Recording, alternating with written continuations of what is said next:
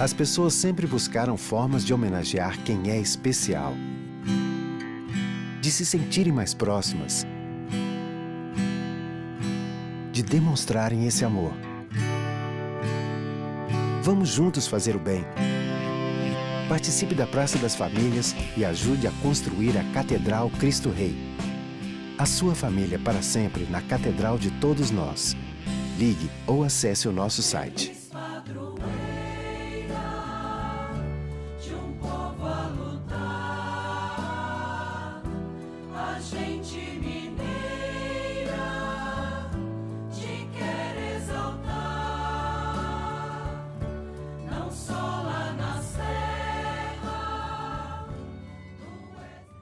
Amado irmão, amada irmã, saúde e paz. É tempo do advento.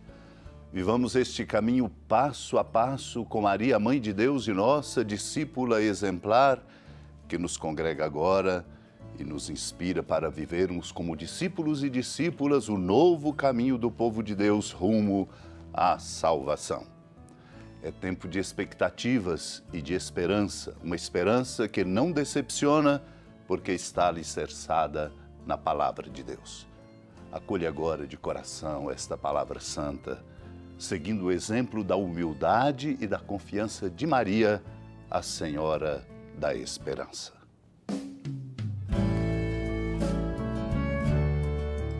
Naquele tempo disse Jesus aos seus discípulos: nem todo aquele que me diz Senhor, Senhor, entrará no reino dos céus, mas o que põe em prática a vontade do meu Pai que está nos céus. Portanto, quem ouve estas minhas palavras e as põe em prática é como um homem prudente que construiu sua casa sobre a rocha. Caiu a chuva, vieram as enchentes, os ventos deram contra a casa, mas a casa não caiu porque estava construída sobre a rocha. Por outro lado, quem ouve estas minhas palavras e não as põe em prática é como um homem sem juízo que construiu sua casa sobre a areia.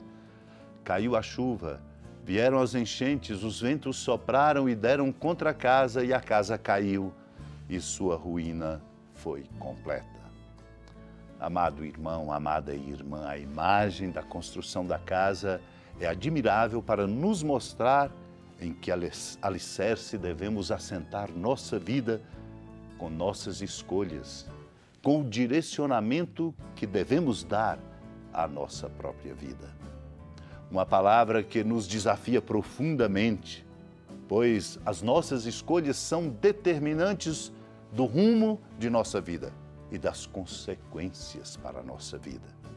Por isso precisamos nos capacitar permanentemente. O tempo do advento é tempo de delicadeza de Deus, especialmente para isso, nos capacitar espiritualmente, para termos elementos de discernimento, para que as nossas escolhas sejam adequadas.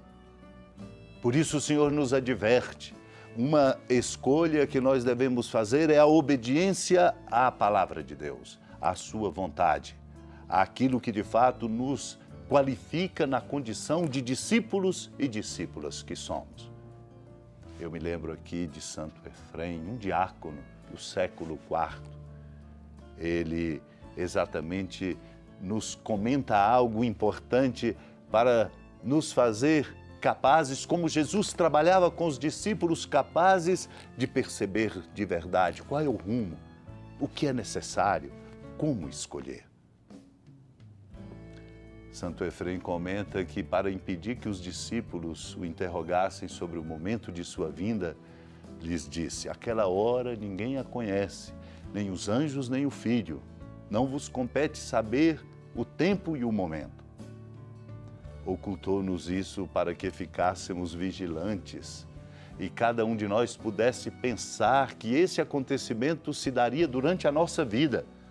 Se tivesse revelado o tempo de sua vinda, esta deixaria de ter interesse e não seria mais desejada pelos povos da época em que se manifestará.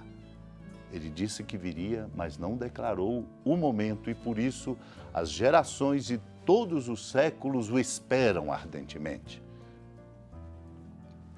Embora o Senhor tenha dado a conhecer os sinais de sua vinda, Não se vê exatamente o último deles, pois numa mudança contínua esses sinais apareceram e passaram.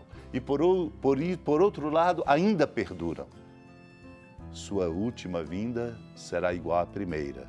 Os justos e os profetas o desejavam, pensando que se manifestaria em seu tempo. Do mesmo modo, cada um dos fiéis de hoje deseja recebê-lo em sua época, pois ele não disse claramente o dia em que viria. E isto, sobretudo, para ninguém pensar que está submetido a uma determinação e hora. Ele que domina os números e os tempos. Como poderia estar oculto àquele que descreveu os sinais de sua vinda, o que ele próprio estabeleceu? O Senhor pôs em relevo esses sinais para que desde o primeiro dia os povos de todos os séculos pensassem que ele viria no próprio tempo deles. Por isso, é um tempo que para nós vale o convite. Permanecei vigilantes, porque quando o corpo dorme, é a natureza que nos domina. E nossa atividade é então dirigida não por nossa vontade, mas pelos impulsos da natureza. E quando a alma está dominada por um pesado torpor, como por exemplo a pusilanimidade ou a tristeza, é o inimigo que domina e a conduz mesmo contra a sua vontade. Vamos, portanto, vigiar. Vigiar sem medo, confiantes, numa obediência amorosa e terna à palavra santa de nosso Deus.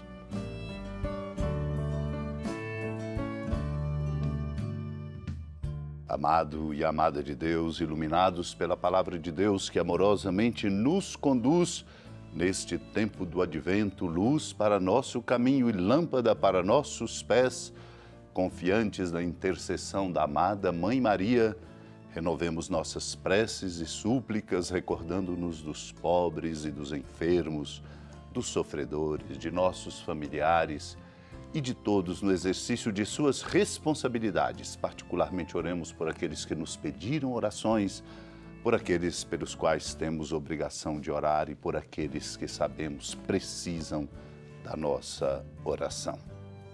Senhora da piedade, Mãe Virgem do Cristo Deus. Lembrai-vos, ó piedosíssima Virgem Maria, que nunca se ouviu dizer que alguém daqueles que, tendo recorrido à vossa proteção, implorado a vossa assistência e reclamado o vosso socorro, tenha sido por vós desamparado. Animado com igual confiança, a vós recorro, ó Virgem das Virgens, e gemendo sob o peso dos meus pecados, me prostro a vossos pés. Não desprezeis as minhas súplicas, ó Mãe do Verbo encarnado, mas dignai-vos de as ouvir propícia e de me alcançar o que vos peço. Amém. Feliz padroeira de um povo a lutar, a gente mineira te quer exaltar, não só lá na serra, tu és esplendor de toda esta terra, também és fulgor.